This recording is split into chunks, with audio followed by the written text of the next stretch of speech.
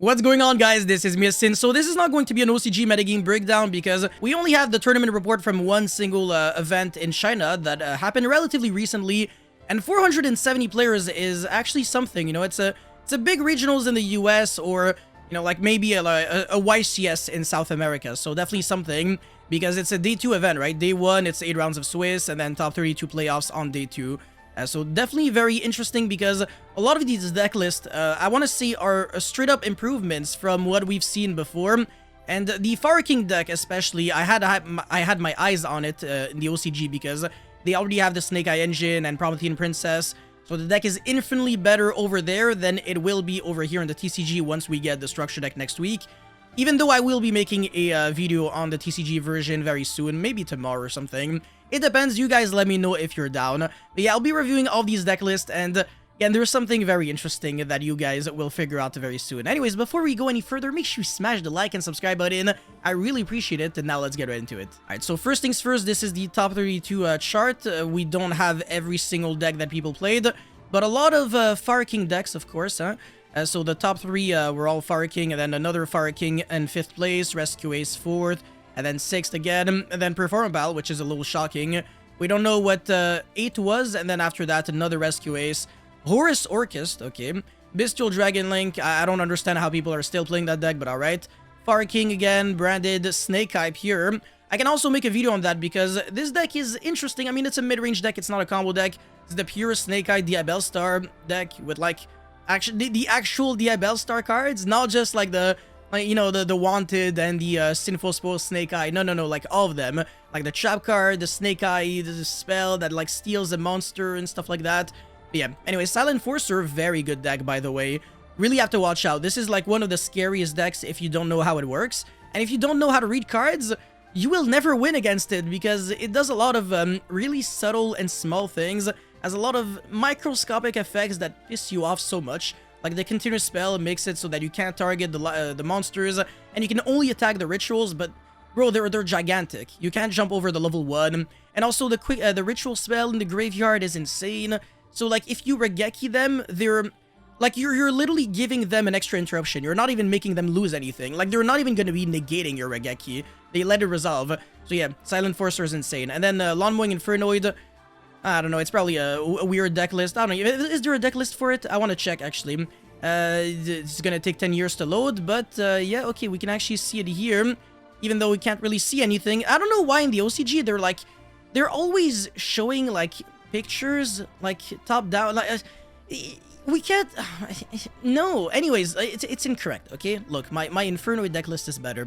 Play the Snake Eyes cards. Don't play, like, pure with, like, no starters, a lot of bricks, and only trying to draw Reasoning, Monster Gate, or Lawnmowing.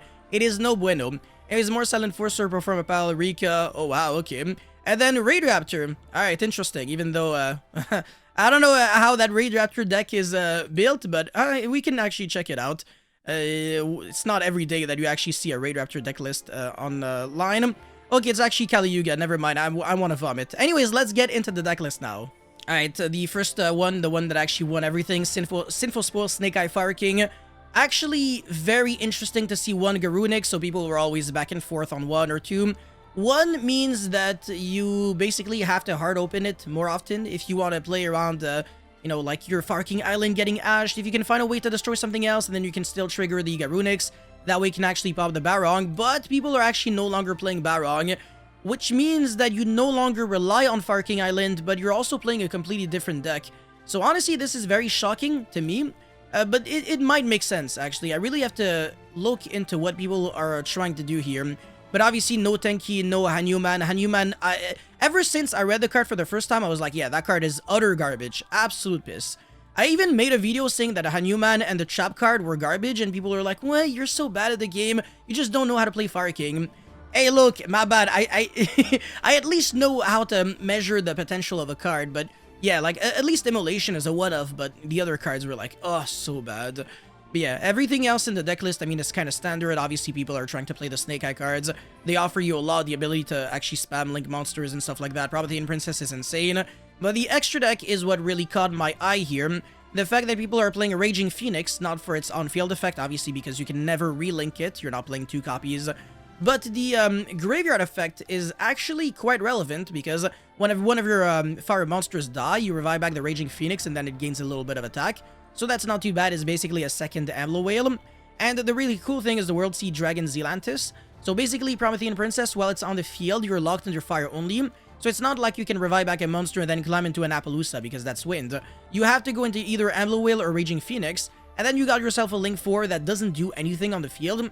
So you're trying to link it off into the World Sea Dragon Zealantis, and that way you can break boards even more, or you can get these cards in the graveyard, which is the only thing that you honestly need at this point. So yeah, that's actually really cool, even though I don't even think it matters too much. I mean, obviously people are going to be picking up on this tag because why not? The extra deck space is not tight at all. The only Xyz monster that you need is the rank 8 Farking monster.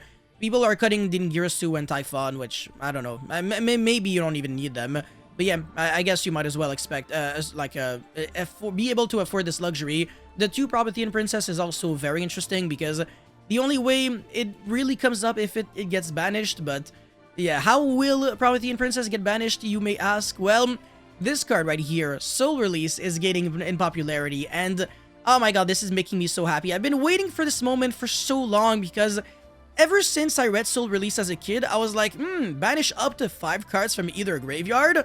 That's actually kind of nice for one single spell card. This card just looks really good, and there's no way it'll never see play. And it actually did see play in certain formats in a very niche way.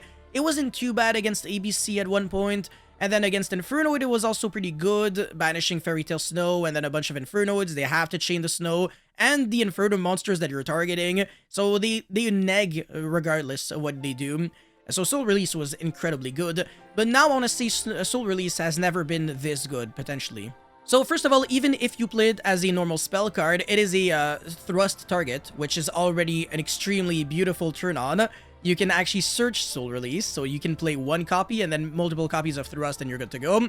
I actually want to puke whenever I see people playing 1 Thrust because this is the card that's supposed to search your other cards, so you're probably supposed to play 2 or 3 copies of this card, whatever. And there is also no Prosperity, even though it's at 1. But yeah, Soul Release, basically, you can play multiple copies of it, and if you banish the Garunix, as well as the Barong and the Promethean Princess, their recursion game is absolute dog shit, and they actually lose a lot of interruptions. So they lose the ability to revive back the Garunix to destroy the Kirin, and then destroy a card on the field, so that's 1 interruption out. And then they also lose the interruption of the Promethean Princess, obviously. And they also lose the recursion of Barong, even though people are dropping it. I guess people are also preparing against Soul Release. So that's, again, the Fire King deck, it doesn't actually do anything on the field. Like, their end board doesn't even have that many interruptions on it, honestly. But Soul Release is just, like, insane. Like, the fact that you can banish every fire monster in their grave. So even if they go, let's say, Kirin, destroy the Flamberge Dragon, they won't have the targets because you're just banishing all of them. So Soul Release, when I think about it, is better than Dark Ruler, better than Super Poly, better than Droplet, better than Evenly against Fire King. I can make a full in-depth video on how Soul Release interacts. But yeah, with Soul Release, I was already convinced that it was good against the deck because I already made the theory where the Ishizu Shufflers were insane against the deck if you were playing, like, let's say, Labyrinth, and you can even draw 1 for turn, you go Furniture, discard, and then shuffle back everything. And they're basically left with nothing. I mean, they're left with like a Masquerena, and then like the Sunlight Wolf, which is like, ooh, oh my god, I'm terrified. Honestly, even the play with Heat Soul is dog shit. Like, I don't even recommend it. Like, you can do it, but again, it's hard to understand if you don't play the deck, so that's why my combo video and deck profile will definitely help you guys. But yeah, I have a lot of things to say about the Fire King deck because I've been testing it quite a lot, and I've also been playing against the deck quite a lot online. And people have no idea how to play this deck. It's ridiculous. I've seen people do everything, like playing multiple Hanumans, multiple Tenkies, and stuff like that. I don't know. Anyways, another Fire King deck list, second place, very similar. The main difference is that there is 2 Garunix this time, still no Barong, still 2 copies of Populous, only 2 XL, well, Ash, and then everything else is pretty much the same. Only 2 Wanted because it's not even a full 1-card starter. It's not bad, like, it gets you to a couple of interruptions, but it's not, like, as explosive as Ash or Bonfire. These cards are like your true 1-card starters. They're insane. And then everything else is whatever. No Soul Release on here, even though there's a Thrust. And Evenly is just meh. Lancia doesn't do anything against Fire King, if I recall correctly. Yeah, they don't really banish, so yeah, this is probably for other decks. Infernoid, I guess, but not even. Even against Infernoid, Lancia is horrible, actually, when I think about it. If they open Void Barrier, yeah. The thing is, like, you want to believe that the Infernoid deck really wants to summon Infernoid monsters with their summoning condition on, like, turn 1, but it's really not true, actually. That's more of a follow-up thing. On turn 1, they just play completely differently with, like, the Snake Eyes and stuff like that to make a board. So if I'm under Lancia, sometimes I can still make, like, 8 interruptions, no problem. Doesn't change anything. So yeah, but again, for the follow-up, it's actually not too bad, because then I have a stacked graveyard and it doesn't matter. Anyways, again, Snake Eye, Sinful Spoils, Fire King. Very similar to the first deck list, but this time there's no Thrust, so this is very similar to what we would see in the TCG, right? A lot of 3-ofs, 3 Droll, 3 Veiler, 3 Talent, 2 Evenly with the Duster, and then 3 Soul Release. Whereas the OCG style deck list is just a bunch of awkward 1-ofs and 2-ofs, even though they make no sense. Like, I swear to God, bro. And then 2 of a bunch of hand traps. I mean, 2 Drolls, sorry, when you're already main decking 1, I think is kind of tolerable, because you want it for the cross out anyways, so it makes sense. And cross out is insane in the OCG, because it's just another recall by the grave for Maxi. The extra deck is the exact same as everyone else's, literally the hold on a second. Nah, actually no access code. And no Celine, no Midnight early, but like, who cares? It's actually the same as the first one. Yeah, I mean, I can't really see any difference. It's still playing Dark, it's still playing Heat Soul, it's still playing Tomb Promethean Princess and Sunlight Wolf, etc. With the Raging Phoenix, everybody's now playing this card.